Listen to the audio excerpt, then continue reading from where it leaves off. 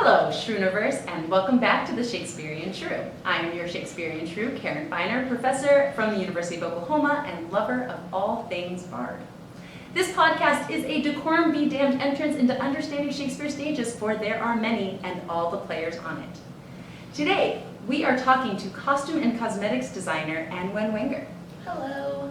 We are so happy to have you with us, and so happy to be talking about something that is so important to the stage and yet very often not the center of conversation. So you're right, yeah. So we're really happy to put it center stage.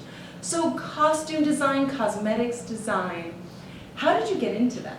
Well, I started off as a performer growing up, and I always loved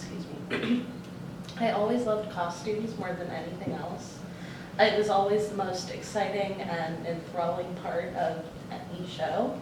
And yeah, so when I got to college, I realized that it was something that I could actually pursue, and thank you so much. It was something that I could actually pursue and make a career out of. So that was kind of how I fell into the world. That's awesome. So in all of your time acting then, what has been your favorite costume that you have gotten to either wear yourself or that you have seen somebody else wear and you're just like, that's an amazing costume? Well, actually, I can remember back to the first show I ever saw as a young kid. It was when I was living in Pennsylvania. My parents were professors at Penn State, and they took me to see a show. They took me to see Seussical the Musical, which is great for a kid. And I remember Maisie the Bird Girl and her hot pink feathers, and that was when I knew I loved costumes. I think for me, when I was young, got taken to go see The Lion King. Oh, yes. And that was one where I could not believe how they were able to transform these people into animals, but still keep them so distinctly themselves. Oh yeah, especially Lion King with that puppetry. That's also a show I saw when I was young and was really amazed by. So yeah, so cool. Okay, so you've been doing costume design and cosmetics design now for how long? It's been about 4 years now that I've been seriously focusing on costumes, and it's been great. So you're part of the OSP world. Yes. And Shakespeare and costumes, that seems to be a very different realm than any other play, I would say. Very much so, yes. Especially because most characters play, or most actors play multiple characters. Yes. So as a costume designer, how do you deal with that? Are you part of the conversation in terms of which characters overlay one another and how that happens? Oh, absolutely, yeah. It takes a lot of charting. I use Google Sheets and Excel religiously. But yeah, I usually chart out by the actor who's playing what at what time, if they're in the scene or not, what they're wearing in the scene, and how that changes and shifts throughout the show. So I'm very much involved in the conversation of who's playing what and where and when it happens. I figured you'd have to be, because then there's certain costume changes like As You Like It with Rosalind. Oh my goodness, yes. Celia, and you're just like, okay, you have to get off stage, completely transform. And then get right back out there in 20 seconds, oh yeah. So how do you do that? How do you, as a costume designer, with that transition or lack thereof in mind, how do you work with that in order to create something that is feasible? Well, it's definitely a lot of the devil's in the details, kind of. It either comes down to how can we get this off someone's body really fast? How can we secure this in a way that will keep it on long enough for the person to do their thing? And there's just so much that goes into deciding how a quick change goes down, because it's so different for every show. There's really no set way. I mean, there are set ways to do a quick change. Obviously, it's changing clothes, but it differs so much from show to show that I've never seen two quick changes that are exactly alike. So You know, I saw As You Like It this summer, which is why that was Yes. fresh in my mind. And they were talking about how they made it a race. Oh yeah. And so the two actors were just like, okay. And they, as soon as they got off stage, it would just be a run. Mm-hmm. And so again, it's interesting because the costumes are so much a part of the personality and the persona Mhm. of each character. And you talked about spreadsheets, which I think has to be considered and has to be important, because as you're thinking about the nuances of character, Yes. how does costuming them help really showcase those nuances? Can you give us an example of a specific character and costume that maybe you've created where you're like, I had to really think about X? Yeah, absolutely. For this most recent show at OSP, Macbeth, it was a lot of characterization going into the color choices I made, especially for Macbeth, the titular character. I really wanted to show a progression from lightness to darkness as he was kind of corrupted by that ambition. And that came with changing colors of the cowboy hat, maybe the belt buckle, things like that. So I think a lot about how the character comes to life through the costume. That is one of my biggest joys in costume design, is finding the character with the actor, of course, in that costume. I also loved in Macbeth how the brim got bigger. Yes. As we got to the crown, and all of a sudden he brings out that cowboy hat, and you're like, now that's a crown. Mm-hmm. When I was working on the show, I had a lot of conversation with the directors about how to bring that sense of royalty in through a Western lens, because, you know, cowboys aren't really wearing tiaras. Too bad. So we ended up with that like huge brim and then a turquoise necklace for Lady M, and yeah, it all worked out really well. I think so too. I think it was very easy to see the juxtaposition in power through those little choices that you made. Thank you. So how about when things have gone awry? Well, I mean, that's always bound to happen, isn't it? With live theater. Always. Yes. I can think of a few times that things have gone wrong. When I studied at OU, we did a production of Everybody by Brandon Jacob Jenkins, and that was really fun, although there was a wig that was being used for a character called Beauty. And I remember one night, I was there, I think it was closing night actually, which, good night for a mishap to happen, I guess. But the actor playing Beauty tried to do a hair flip, and the wig just came right off, wig cap out. Oh, it was, you know, beautiful. That's amazing. So were they able to play it? Did they? Yes, thankfully, good actors know how to play stuff like that, and we had a good actor in that role. Very nice. Yeah, the night we came to Macbeth, the witch's skirt got stuck on one of the props, and she just starts taking it with her off the stage. And we were just like, oh, that's not, and it just kept, you know, everybody, the show must go on, so you just kind of keep rolling with it. But it was just one of those where it's things you never think about happening. It's things that you're like, what are the chances that It's 1 in a million, and somehow it always happens. But you know, again, I think that's what, like you said, makes live theater so much fun, is because you're just like, was that supposed to happen? Was that not supposed to happen? Yeah. like the wig flip, the Oh yes. It there's just such a beauty in like going from moment to moment and never really knowing how it's gonna go down. That's really what I love about live theater. So when you take into consideration the character, do you also take into consideration aspects of the actor? Oh, absolutely. It depends on the show. Of course, there are some shows where actors have to undergo like dramatic transformations for their role. But as a costume designer personally, I really like to get to know the actor a little. Usually in their measurement session, I'll have a quick chat with them and just kind of get to know the feel of them as a person, and I love to incorporate that into the costume. And that's always where I've gotten like my good feedback, is when I take the time to put in that personal touch. It's always when the actors feel the best in their costumes. That's fun to think about, just in terms of how they respond Yeah. to that costume when it's maybe less foreign. Is that? I think that the familiarity is really what does it.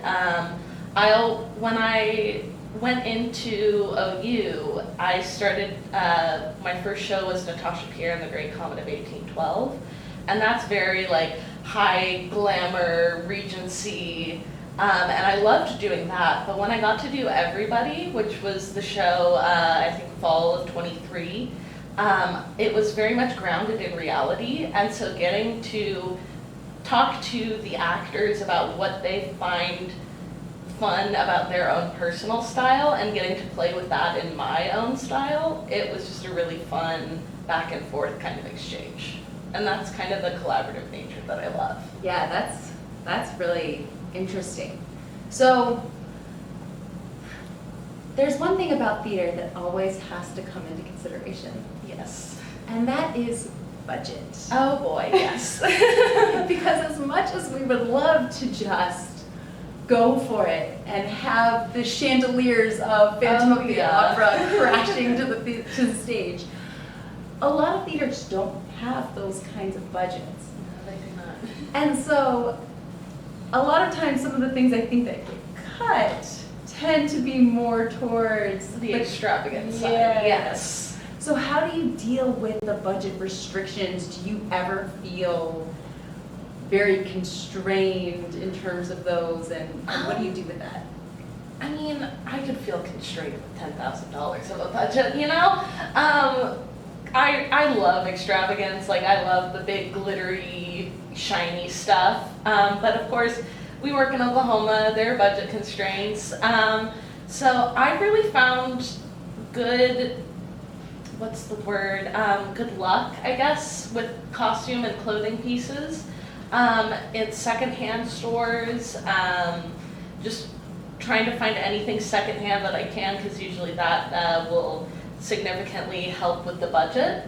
But yeah, it's kind of a dance with budget. You have to plan it out, but then also be ready for anything to happen that may eat into your budget or maybe give you some more room in your budget. It's very much a dance. Is that part of the fun of it, Oh, or is yeah. that the frustration? Or both? Both. Maybe I shouldn't give you one option or the other. Yeah, I would say it can be a bit of both, definitely. I mean, it's always frustrating to realize that you're shorter on money than you want to be, but I think that it is also fun to kind of tap into that resourcefulness and find things other places that you may not have thought of, and that actually saves you money. So yeah.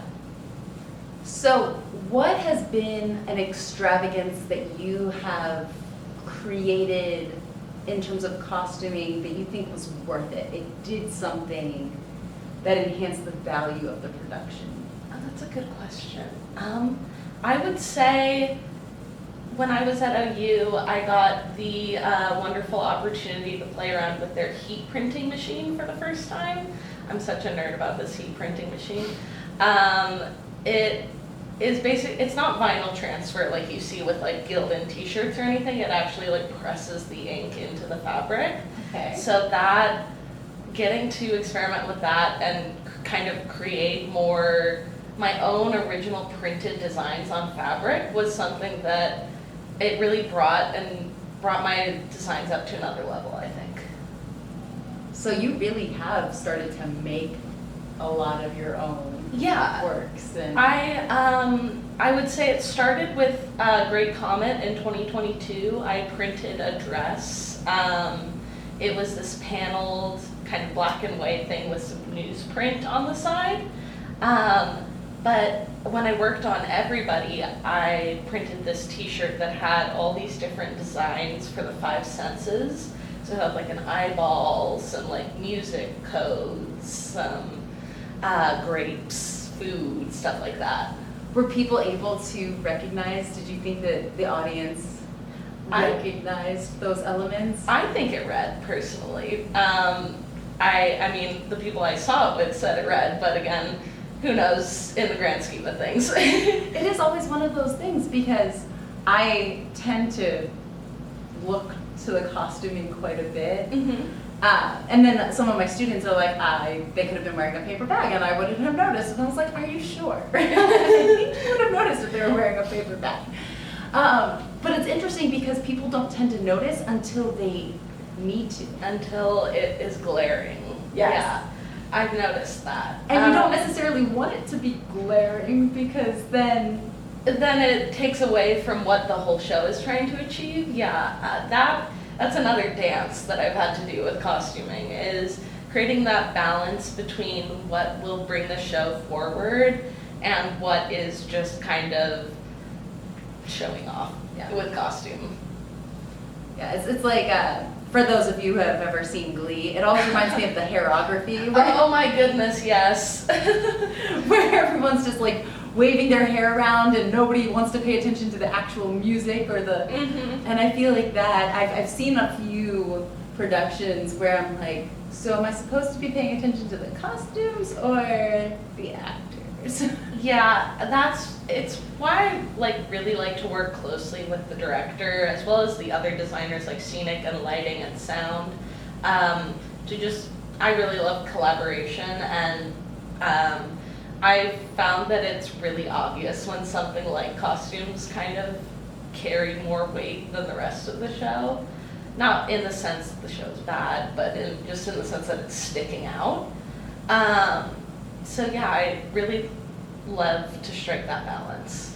So you've worked with quite a few directors at this point. Yes. Is there a very, I guess varied is the word, do directors vary in terms of their own relationships with costume, how they perceive the importance of costuming? Yes, absolutely. I've had some very great directors that I've worked with. I mean, pretty much every director I've worked with has been a joy. I have had a director go behind my back to change a costume on first dress. That was, don't do that. If you're out there, don't do that again. Thanks. Words of wisdom. I found that directors usually can put a lot more responsibility on costumes than I think they need to, in the sense that there's kind of, people don't know how much shoes cost, and it's a lot. That's my big gripe, is people think clothes aren't expensive as they are. That also ties into budget. There's a disconnect, I think, with directors and costumes. And that's not necessarily a bad thing. That's where the costume designer comes in and does their job. But I just think I'm sorry, I'm struggling to find the words. No, I think you said it perfectly, right? There's a disconnect in terms of the expectations that they might have, yes, and the budget that they're giving you to work with, or what they're asking you to accomplish, and you're like, these don't equate. Yeah, you said it perfectly. This does not add up. If I were to put this into a mathematical form, it would not up. And I think that makes perfect sense, and that must be really difficult because clothing means so much. And in Shakespeare's time, clothing meant even more than it does today, because there were sumptuary laws in effect. Only certain classes of people were allowed to wear certain types of clothing, which basically means that, and colors, so not just types of clothing, but colors of clothing. So that means on the stage, one, those types and colors could be very costly. Oh, yes. But also they were imperative to showcase the different classes on the stage. So taking into consideration sumptuary laws, how do we see that performed? Or do we see that on Shakespeare's stages, in Shakespeare's plays, in terms of costuming? Yeah, absolutely. I mean, you said it yourself with color. Color is a huge indicator of things like class, sometimes even things like emotion, evilness or goodness, that can all be largely indicated on Shakespeare's stage through color. And color is such a indicative way to, like, it's a vehicle for the costumes to communicate the story. Because, I mean, when you're performing on these big stages or in the round, you're not going to see the tiny little gold stitching that's on the buttonhole, or you're not going to see the little details, but you're going to see that red or that purple or so on and so forth. And also with things like sumptuary laws, excuse me, it can be, costumes can be a way to, like you said, indicate kind of people's relationships to each other. Ooh, interesting. Okay. That one we're going to have to go in more into. So, because with the color, I am right there with you. And in fact, I love it because you talked about Macbeth and how you had him get darker until he's wearing a black hat, black clothing, to kind of show his foray into the darkness. Yes. But then we've got Hamlet, where we have him, you know, with the Queen Gertrude saying, "Throw thy knighted colors off," because he's also wearing black, but not as a symbol of, you know, of darkness, but as a symbol of more. Well, I guess that could be darkness. But they were kind of darkness. But so you've got this overlap where the colors meet the context. Yes. And I think that's interesting because I think that builds into relationships and how these relationships can be showcased in color. Can you give us a character dynamic that where you see, or you even created a color? Yeah, absolutely. I can talk about what I did with Lady M and Macbeth. They were both in that kind of like neutral, western, rusty color palette. Although I wanted to tie in colors of turquoise with Lady M to kind of show her sense of regality and poise at the beginning of the show, where she's kind of being that manipulative figure. But I took really careful attention to make sure that their color palettes could intertwine so that their characters could be on stage and interact and have that kind of through line in the costumes.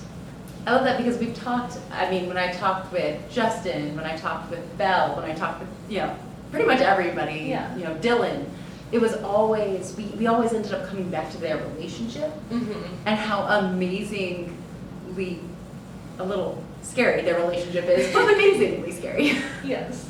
And so I think that even seeing how costuming comes into play to help support that creation, that relationship between those two characters is something that, again, we don't necessarily pay attention to, but we see it as we see their relationship.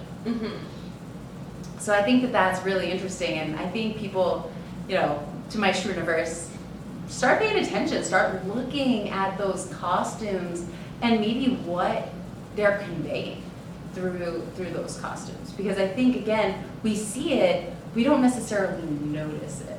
Exactly. And again, that can be a good thing, because sometimes you notice it and it's for all the wrong reasons.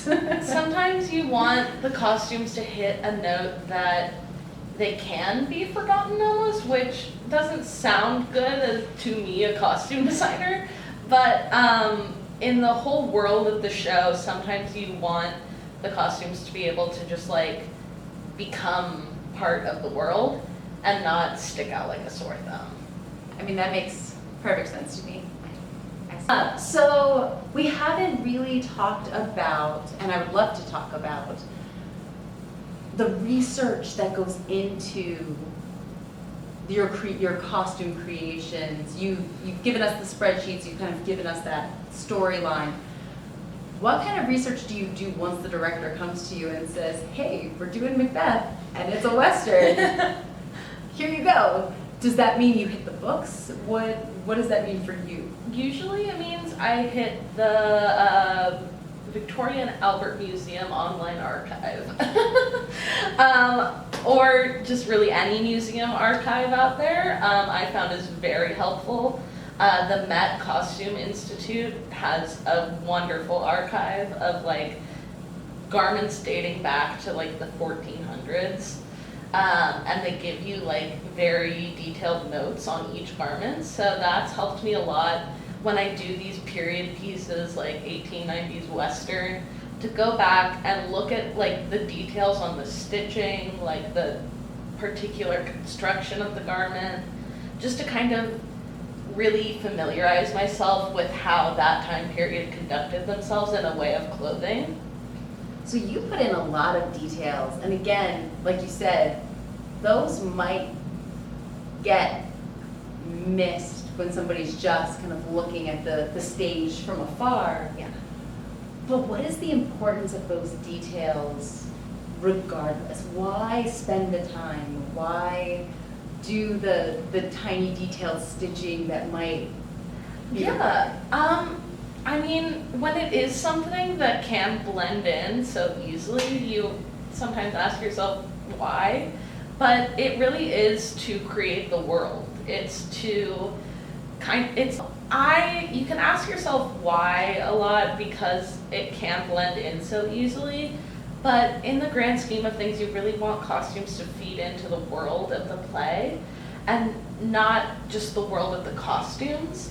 So I really like to do that in-depth research to kind of not only create the world in my head and create a reality that is based in the actual garments, but I can translate that into what becomes the world of the show. That's fun. That's a good answer. Thank you. Okay, so as somebody who also does a lot of the makeup and hair, we're going to talk about gender switching for a second. Absolutely. Because that is, in terms of costumes, one of the most interesting aspects to me personally, just because it's almost like a Clark Kent Superman thing where we're like, all right, we shall put you on a mustache, and you are now a man. Yes. I've seen a couple productions like that. And so I think part of that goes into like the suspension of disbelief where we're like, yes, okay, recognize it's on a stage, recognize that they are putting on a man's persona. Yeah. But can you tell me some of the things that you think about when you are helping a character transfer through gender boundaries or deal with some of those obstacles? I mean, it really depends on, again, the show. I feel like I'm a broken record there, but it does depend on, I'd say the biggest hinge is if it's for comedic effect or if it's you're genuinely trying to give it a earnest try at this person is another gender now. Okay, so that's a great response, and I really like it because it almost sounds like what Chris was talking to us when we were talking about comedy fighting versus real, because like when you hit somebody and it's funny and you hit them in the lower area, it's a high-pitched sound. When it's not funny, it's a low-pitched sound. Yeah. And I was like, oh, interesting. So I'm feeling like a resonance here. So as we're talking about the difference, can you tell me what the difference would be? So if you were gonna make me a man in a comedy, what would you do in terms of makeup and hair? I'd say if it was for comedic effect, I wouldn't worry about the mustache or the beard looking super realistic. If it were for earnest effect, I would get like a lace front beard to blend in with the skin and like a color in the porter. That was the big comedy moment for Act 1, and so his mustache, it was huge, bushy, and it wasn't his hair color at all. So that's interesting. So actually creating that contrast. Yes. And intentionally creating that discord of like, oh, this doesn't match at all, but nobody notices, it's fine. Yeah. Is part of the unsettling comedic effect. Yeah, that kind of mismatch can be played off for comedy very easily, and that That's usually where the fake mustache bit will come in with gender bending.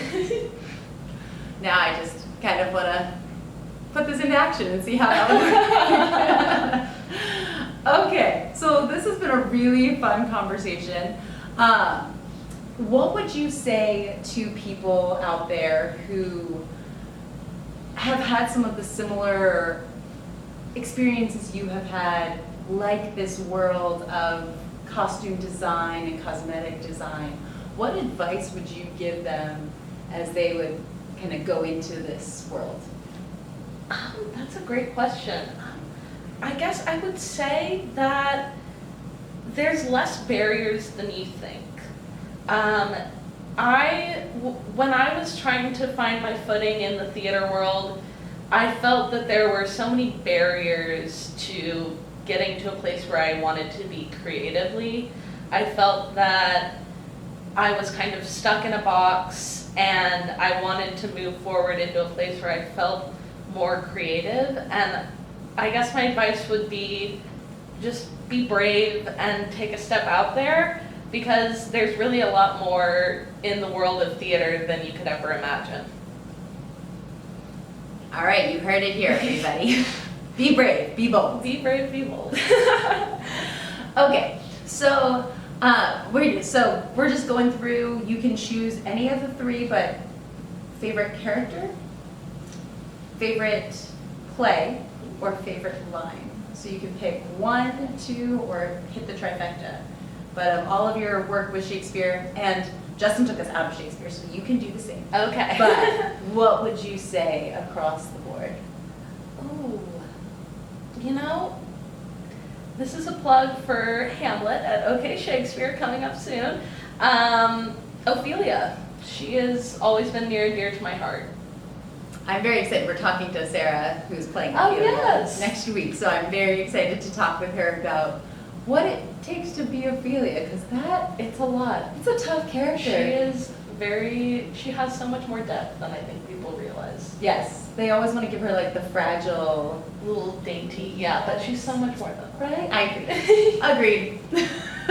Okay, so everybody, just so you know, that is coming, and it is starting September 12th and ends September 29th. So those of you who are interested, please, please, please come get tickets. Also, we are doing a ticket giveaway. We are going to be giving away a pair of tickets for Hamlet. So please follow us on Instagram at the Shakespearean Shrew to learn about that and learn how to get those tickets. Also, I will be running academic night, which means I will give you a spiel about Hamlet at 7 p.m. on September 14th, and then we will be doing a Q&A with the actors and director. I don't know if you're going to be at that one, but maybe you'll join us on. Yes, that's but you can ask us questions about the costuming, about the characters, about what it takes to act in such a traumatic play. Also, the weekend following, on September 21st, we have Shakespearean. That will be starting at 6 p.m. and going to 7:30. We will have brews, brats. Okay, I said it correctly. Brats, not brats. And we will have stage combat with Chris Cuss. He's going to be coming in and showing you, as the audience, some of the different stage combat and how to perform it. Not on each other. So please feel free to check out those tickets, and it's an additional $25, but it comes with those brews and brats. So it's a good price. Also, all right. So I'm just gonna wrap this up. Anwen, it has been an absolute pleasure talking to you. It has been a pleasure to be here. Thank you, Shrewiverse, so much for listening. I would love to hear your feedback. What did you like? What did you dislike? What do you want to hear more about? So please let me know. Please subscribe. Remember, follow us so that you can be part of the crew that can win some free tickets. And all the world's a stage, and you too can be a shrew.